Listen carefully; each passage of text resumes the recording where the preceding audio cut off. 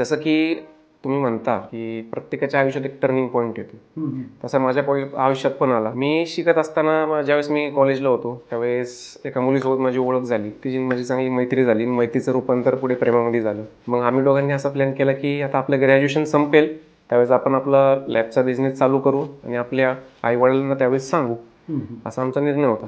पण ज्यावेळेस माझा ऍक्सिडेंट झाला सर, कोण आलं नाही, एक मित्र सुद्धा आला नाही, म्हणजे ना त्यांनी माझ्या आई वडिलांना धीर सुद्धा दिला. त्यावेळेस एकच व्यक्ती समोर आली, वर्षा.